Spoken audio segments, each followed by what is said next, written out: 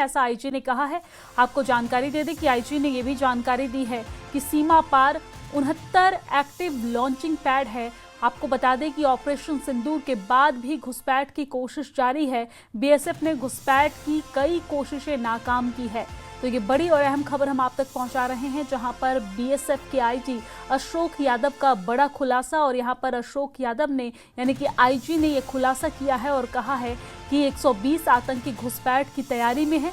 सीमा पार 69 active launching pad है और operation सिंदूर के बाद भी घुसपैठ की कोशिश जारी है। बीएसएफ ने घुसपैठ की कई कोशिशें नाकाम की है। आपको जानकारी दे दें कि आज बीएसएफ का स्थापना दिवस भी है और इसी मौके पर आज यहां पर प्रेस कॉन्फ्रेंस करते हुए आईजी ने ये जानकारी साझा की है। During the year 2025-26, BSF Kashmir Frontier achieved huge operational successes in close coordination and synergy with the Army and other sister agencies.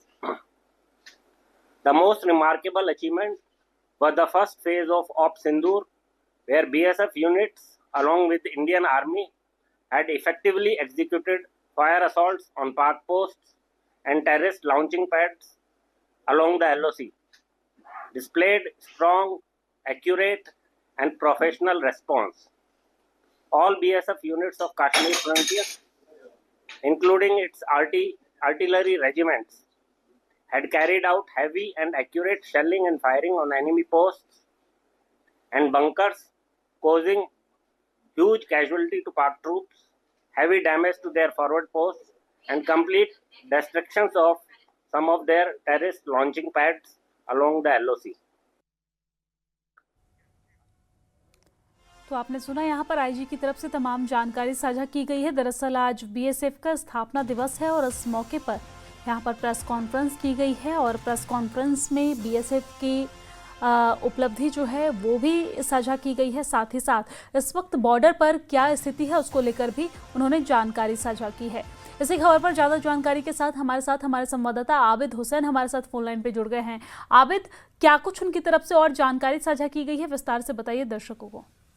क्योंकि उन्होंने इस दौरान जो एक साल में बीएसएफ ने बॉर्डर पर अचीवमेंट इख्तियार की है, उनके हवाले से जानकारी दी है किस तरह से बॉर्डर को सिक्योर करने में बीएसएफ काम कर रही है। और इन्होंने कहा कि इस साल 4 इन्फिल्ट्रेशन अटेम्प्ट हुए थे, जो मेजर इन्फिल्ट्रेशन अटेम्प्ट थे वो 4 थे और तकरीबन जो 13 टेररिस्ट हैं उन्होंने इन्फिल्ट्रेट करने की कोशिश की थी।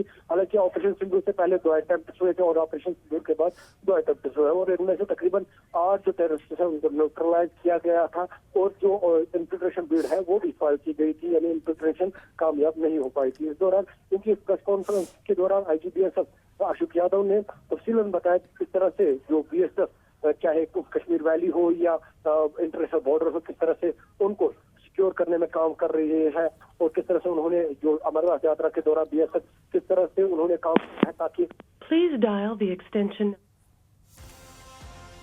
ठीक है, एक बार फिर से आबिद से बात करने की कोशिश करेंगे। दरअसल आपको बता दें कि यहाँ पर आज बीएसएफ का स्थापना दिवस है और इस खास मौके पर जानकारी साझा की गई है। बीएसएफ की जो उपलब्धि है वो बताई गई है और आपको जानकारी होगा कि ऑपरेशन सिंदूर के दौरान किस तरीके से बीएसएफ ने अपनी अहम भूमिका निभाई थी, इसका भी जिक्र यहाँ पर प्रेस कॉन्फ्रेंस के माध्यम से किया गया है। हमने प्रधानमंत्री नरेंद्र मोदी को भी सुना था, उन्होंने बीएसएफ की किस तरीके से तारीफ की थी और हाल फिलहाल में एक कार्यक्रम में केंद्रीय गृह मंत्री अमित शाह ने भी बीएसएफ की उपलब्धियों को साझा करते और बीएसएफ के योगदान को साझा करते नजर आए और उनकी तारीफ करी थी और शाबाशी भी बीएसएफ के जवानों को दी थी।